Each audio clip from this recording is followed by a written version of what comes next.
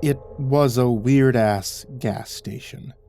Maybe not the weirdest Blake Herring had ever seen, but definitely top 5. There was one on the border of New Mexico and Arizona that had a mummy in it. Another he visited in Texas was run by a cult that worshipped a cartoon beaver. He was positive that if he looked hard enough, he'd find a slew of other challengers sprinkled across the lower 48 states. But this one, right here, in his hometown of Los Angeles, California, had to be up there in his personal echelon. The small, non-franchised Service Mart was located in a part of town Blake hadn't even known existed, until his phone's GPS directed him to take the highway exit about 5 minutes prior. Like most of the other businesses in the area, its sign was written in a language he couldn't identify that looked like a cross between Arabic and Latin. Most of the cars were models he didn't recognize, and the lot was lined with so many trees and flowers it resembled a botanical garden more than a gas station. He pulled into a parking lot beside the building and checked his phone. Its service had dropped the moment that he'd gotten off the highway, and so far, he hadn't been able to pick up a single bar.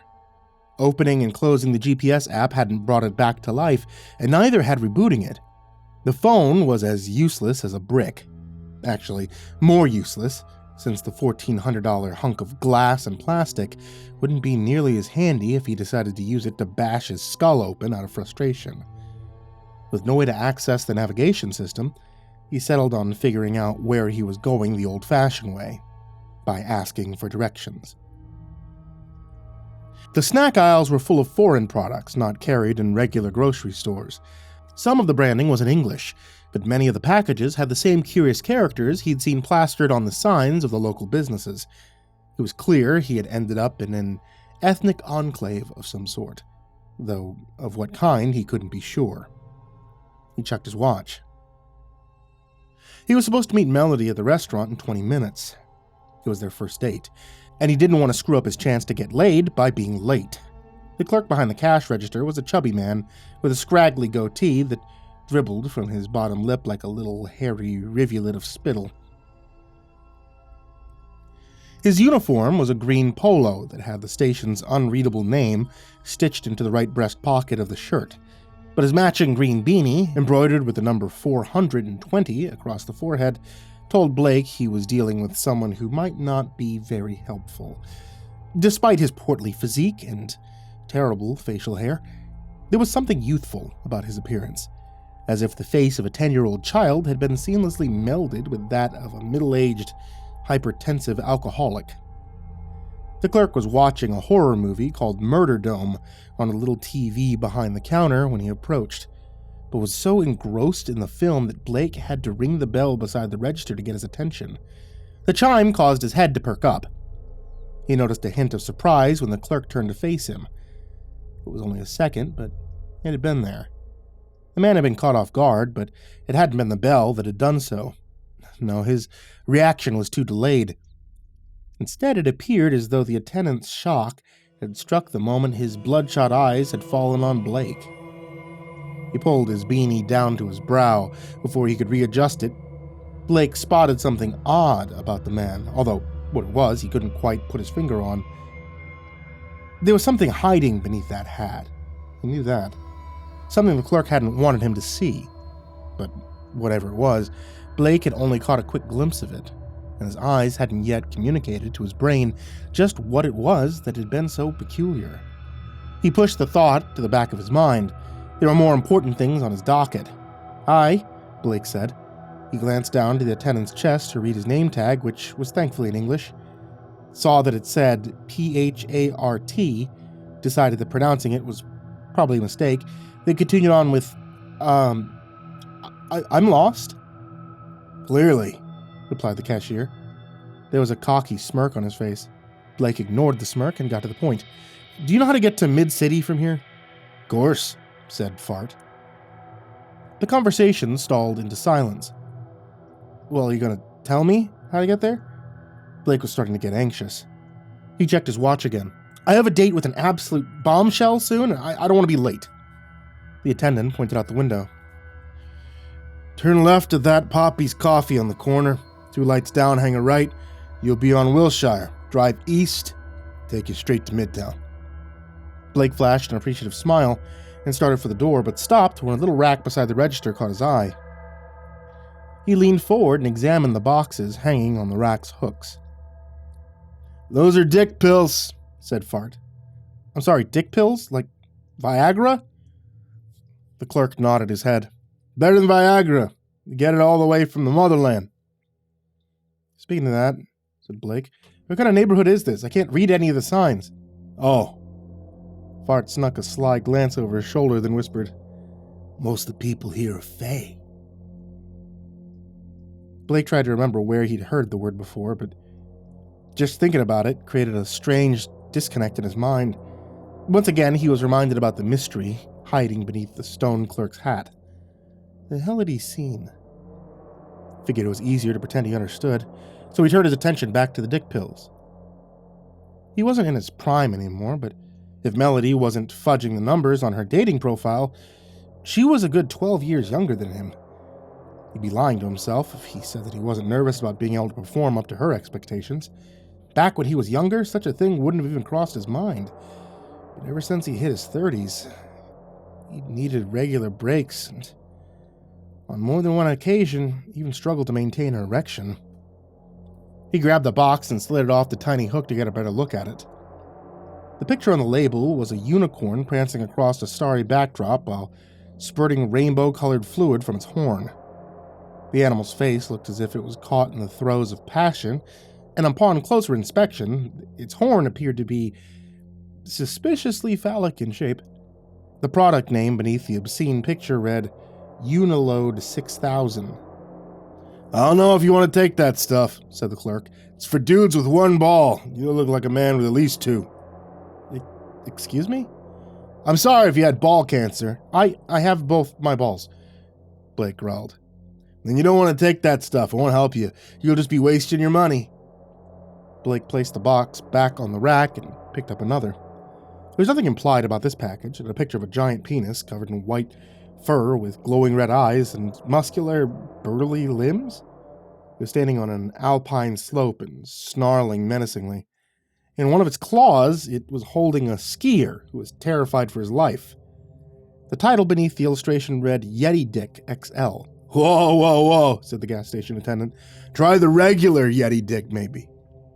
"Why?" snapped Blake. "What are you trying to say?" The gas station attendant shied away. "Oh, I just mean you shouldn't start at the XL. Start at the regular dosage, work your way up. Yeti Dick is serious stuff." "Are you, fucking with me?" asked Blake. "I'm just trying to get laid tonight." He pulled another box off the shelf. The label of this one read Cock Ness Monster. The illustration on the box was reminiscent of the famous photograph of Nessie sticking its head up from the water, only instead of the silhouette of a long-necked dinosaur, it appeared to be the penis. He was starting to see a pattern in the packaging. The back hump that had also breached the water surface, Blake reckoned was most likely a pair of balls. The gas station attendant sucked in some air and readied to speak, but suddenly stopped when Blake shot him a nasty eye. The two stared at each other, an awkward tension swirling between them before Fart finally broke the silence. "Sir, I can't recommend that one unless you're into some freaky shit." "You know what?" said Blake. "Why don't you mind your own business and sell me the damn dick pills?" The clerk was getting on his last nerves. Blake slammed the package of Cock Ness Monster down on the counter along with a pack of condoms. "Now, are you going to ring me up or what?" Fart gave in without further protest. That was fine with Blake. He was more than happy to complete the rest of the transaction in silence and get away from this place and never come back. While Fart had been scanning the items, his beanie slipped up his head again.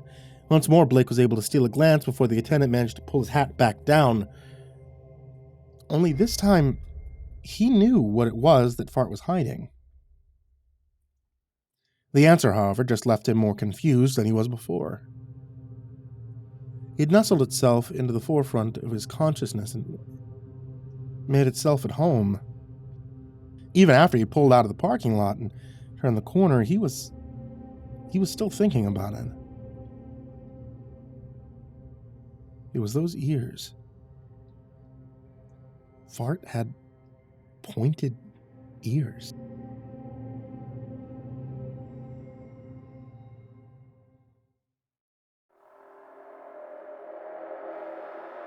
He arrived at the restaurant on time, but Melody wasn't there yet. Blake checked his phone, which had started working as soon as he got out of that weird-ass neighborhood, and saw that he had a text. Running behind, see you soon. He sighed. At least this one had the decency to text him that she'd be late. The last girl he'd made plans with had blown him off to go to a music festival for the weekend. That was the problem with younger women. They're so flighty. Getting them to show up was half the battle. Younger women. He scrubbed the thought out of his head. If Melody was a younger woman, that would mean that he wasn't a younger man, but sure, he might have a few years on her, but at just 37, he had plenty of gas left in the tank. He was still cool. He could still drink and dance, and now that he had this secret weapon, he'd be able to screw all night long. He patted his hip pocket, where he kept the dick pills he'd purchased from the gas station. A finger tapped him on the shoulder. He spun around, expecting to greet his date. The face he found smiling back at him was familiar, but not the one he was hoping to see. His ex-girlfriend, Danny, was standing in front of him. She looked good, which irritated him more than he cared to admit. He scanned her body, hoping that she'd put on weight, but it was clear she was keeping up with her Pilates classes. Her hair was pulled back into a tight bun, and she was wearing a blousey top, matched with a pair of black jeans. "I thought that was you," she said.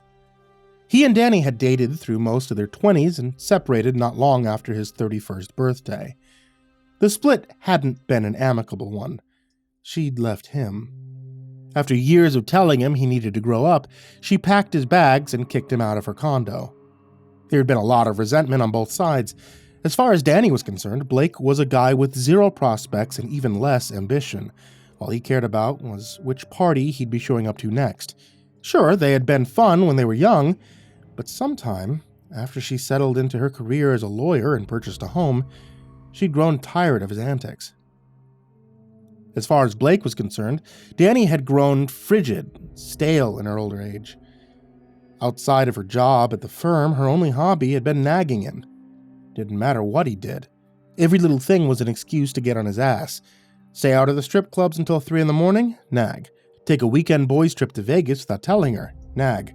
Screw the girl from the gym who always used the Stairmaster, nag. There was no winning with her. It was like she had set impossible standards for him to live up to, and when he couldn't meet her expectations, she kicked him to the curb. Breaking up with Danny had been one of the hardest moments of his life, and yet, after she was gone, it was like a huge weight had been lifted off his shoulders. He was free to finally be him.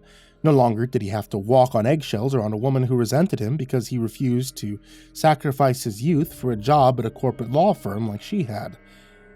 Plus, now he could explore his options guilt-free. LA was full of pretty girls, and a good-looking guy like him was having a blast sampling the goods. Blake put his best fake happy shocked face. "Oh my god, Danny! What are you doing here?" "Having dinner with my husband," she said. Even though they drifted apart, they followed each other on social media. It was still odd for him to catch little glimpses of her life.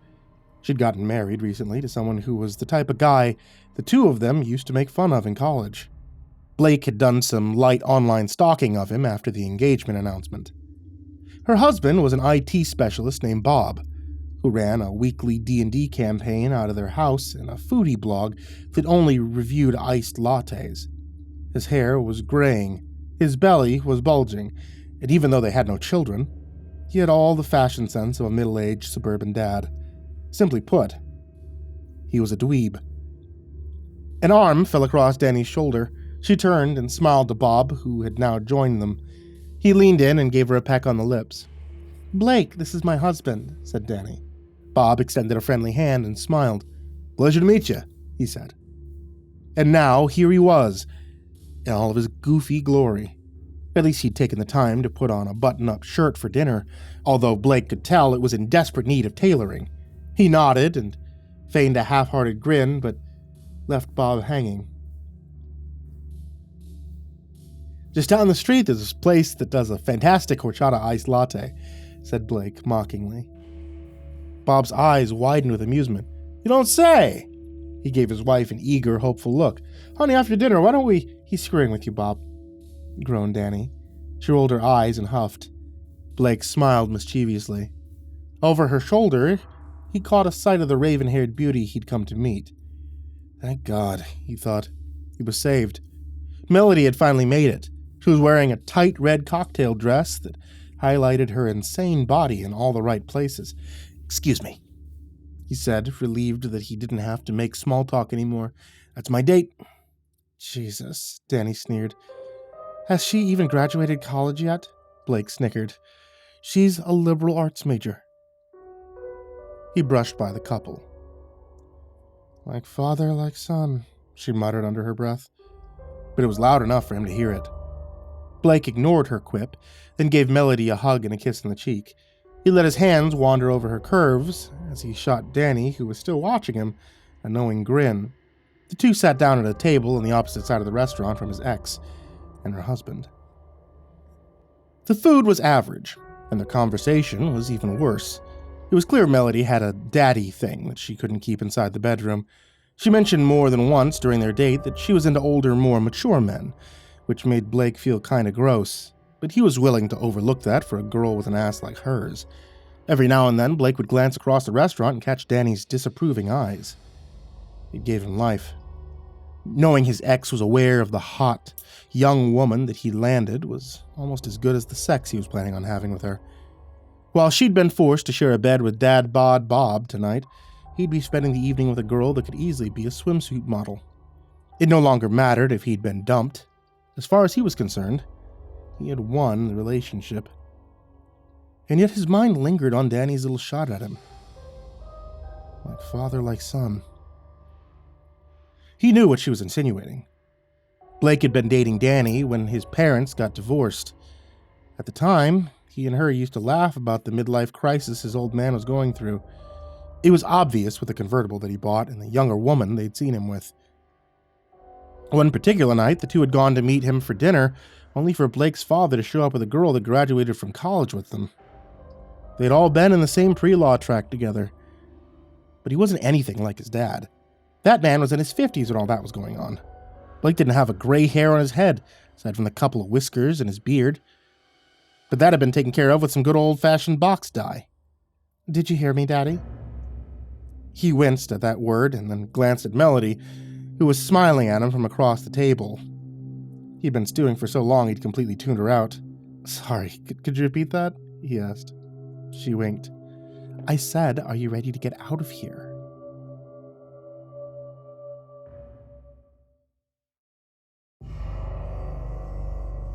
Melody offered Blake a beer when they got back to her apartment, but he declined. He was already 2.5 drinks deep, and he found that nowadays too much alcohol led to performance issues. Not this time, though. He slid his hand into his pocket, and with his fingers, he found the package of dick pills. He was feeling confident tonight. They got into necking almost immediately, and within a couple of minutes, she was straddling him on the bed. His skin tingled. Endorphins began to pump through his brain. This is what he'd been waiting for.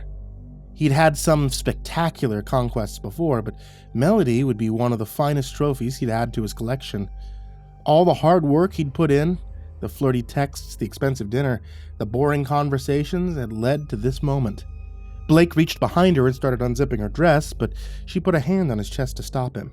Let me freshen up first, she said, leaning down and pressing her lips to his, then slid off of his body and made her way to the bathroom. Shit. Almost. But this was fine. It was still happening. He could wait just a few minutes more. Besides, now he'd be able to make sure that he was truly prepared. As soon as the bathroom door closed behind her, he pulled the dick pill from his pocket. He studied the picture on the package one more time. Cock Nest Monster. He knew the branding was meant to be ridiculous, but there's something about it that raised red flags in his mind. It was almost sinister. He needed an edge tonight, though. He couldn't afford to disappoint, not after the promises that he'd made to Melody about his sexual prowess. He'd never be able to look himself in the mirror again if he messed this up. Blake tore into the cardboard box with his teeth. It took him a few tries, but eventually, after ripping the packaging to shreds, he managed to get to the goods. He poured the pills into his palm and stared at them. How many was he supposed to take? The box had been torn to ribbons by now. He'd need to puzzle the pieces back together if he wanted to read what it said. He didn't have time for that. The last thing he wanted was to get caught popping them. This chick was about to get the screwing of her life. He couldn't have her thinking that he needed PEDs to make it happen. He heard the sound of feet shuffling around in the bathroom. She'd be coming out any second. Now or never. Blake shoved the handful into his mouth, swallowed them down, and then stuffed what was left of the packaging back into his jeans. The bathroom door opened, and facing him was the essence of erotic bliss. Melody was wearing a black lingerie set with a matching sheer robe. It was open, exposing her tight, flat stomach and large breasts, which were just barely covered by an elegant lace bra. Danny never had a body like that, even when they were in college. This might be the pinnacle of his sexual achievements. She slinked up to him and kissed him deep. God, she felt good.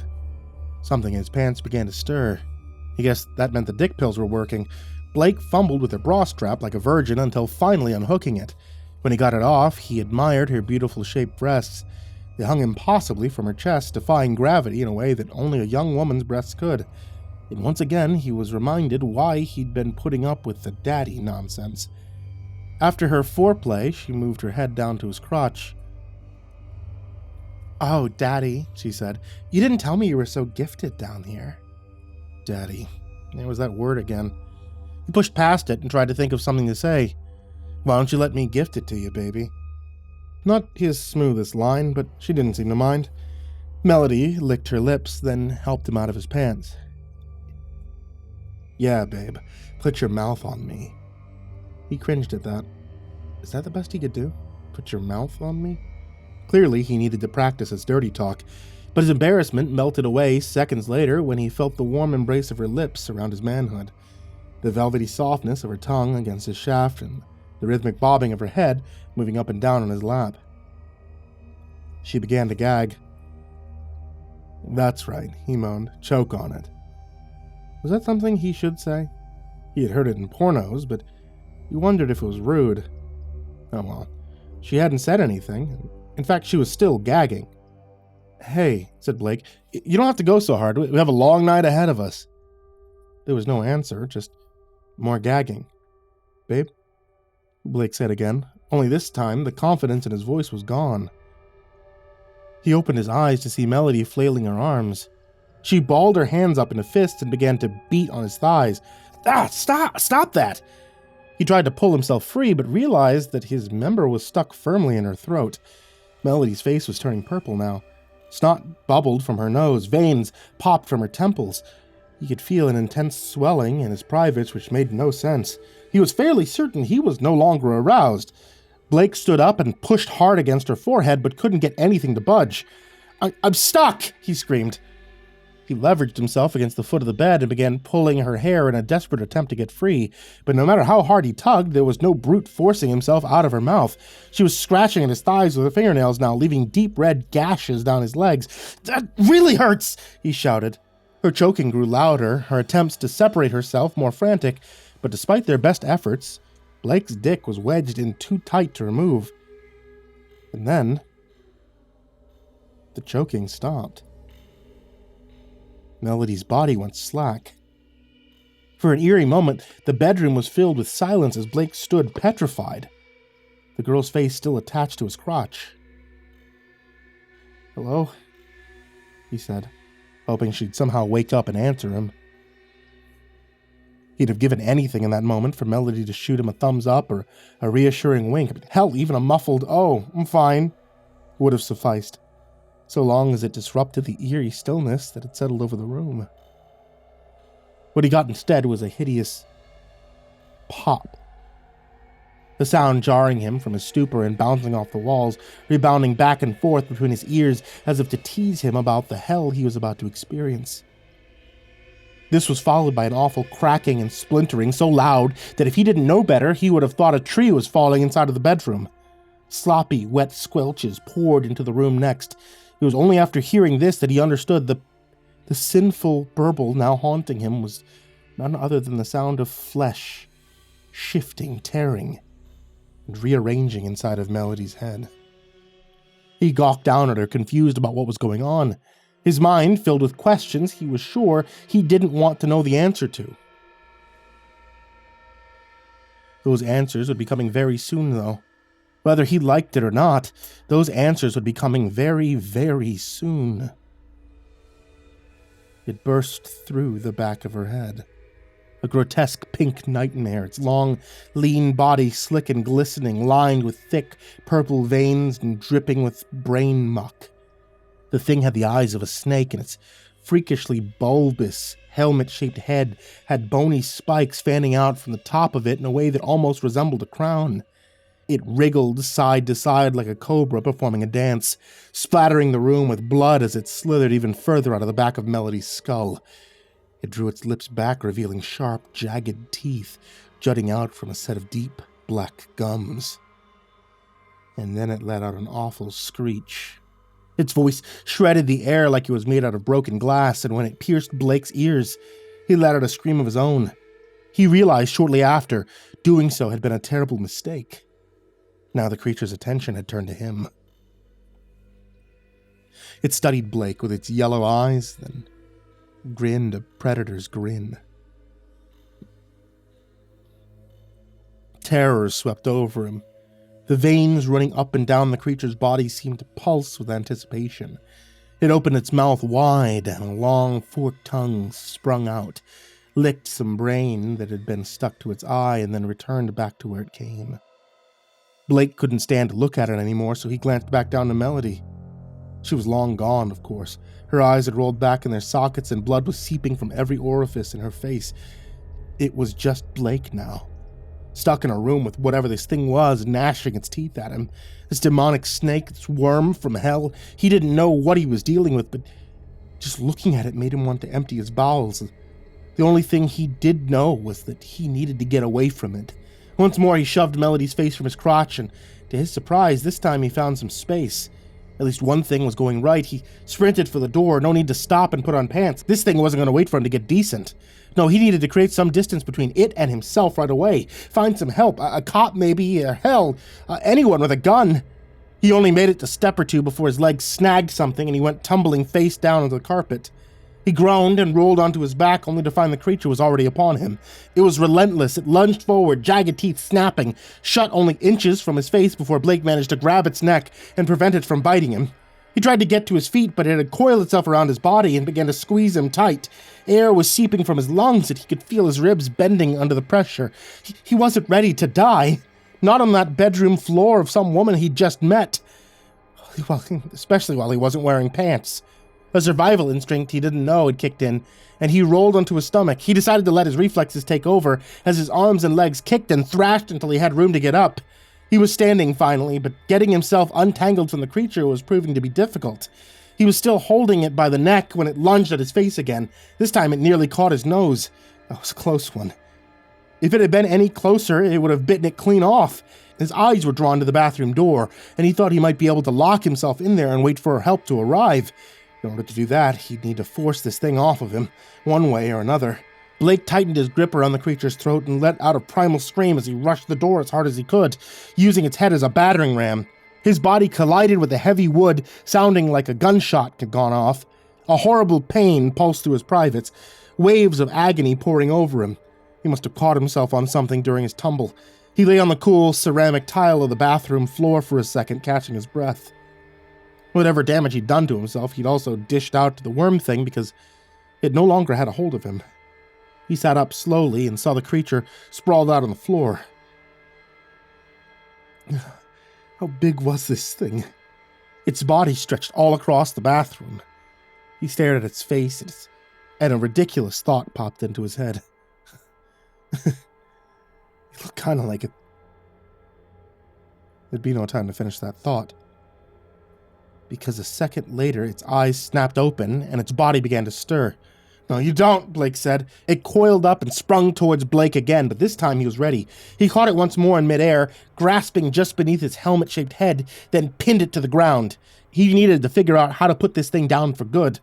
Blunt force trauma worked before it.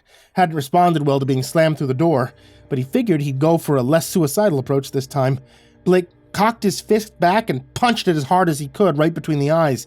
Throbs of pain rolled through him and he almost collapsed onto the floor. The hell was that? The pain had left him confused, but the good news was the creature seemed to be hurting, worse than he was.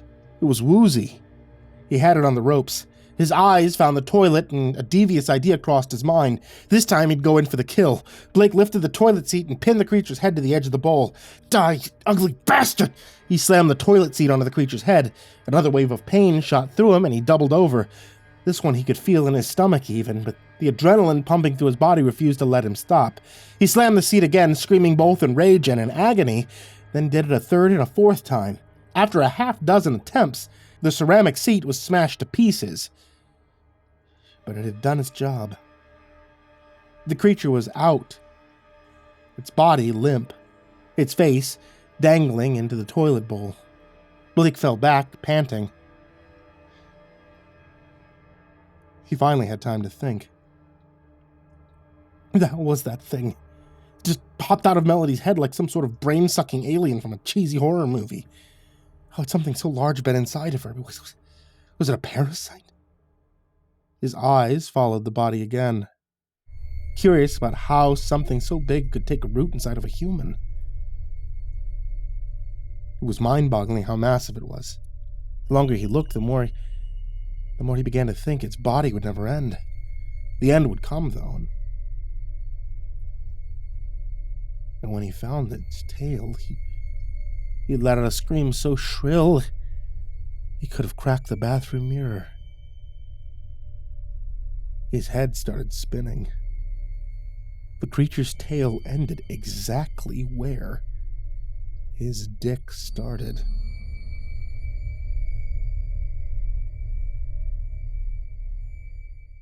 Hey, did you like part 1 of Gas Station Dick Pills? If so, hell yeah. If not, I don't know, go f*** yourself. I'm Vincent V. Cava, author of Gas Station Dick Pills, and a few other crappy stories that you may or may not be aware of if you've been listening to this channel for a while. But today I want to talk to you about a brand new horror book series written by this mother and my good friend, James SimbasBloodyMojo. You in the comments complaining. I see you, motherfucker. I get it, it's an ad. But ads are inevitable and they cannot be defeated. I just want to sell you in exchange for your entertainment so I can buy my third Lamborghini. Midnight Monster Madness is a new creature double feature pulp horror book series, and we're bringing you a new one every month for the low price of... Oh shit, that Lamborghini's gonna have to wait. It's Goosebumps for grown-ups. It's Creepshow in prose. Each book features 2 creepy stories written by James and myself. Book 1, we brought you Hair of the Dog and the Thing in the Sink. Book 2, we brought you Outrun the Reaper and Power Play. And you've already got a taste of Book 3, and I know you're ready for it because it's coming at you faster than Sonic the Hedgehog when there's a sale on chili dogs. Alice off a Diddy. So Otter Chaos, Gas Station Dick Pills. I got a boner for this one, baby. Let's go! One story's about nature's cutest little murder monster. The other story's about otters. So check out Midnight Monster Madness. Only available on Amazon. Get it today! I don't know how to end this. Oh, fuck.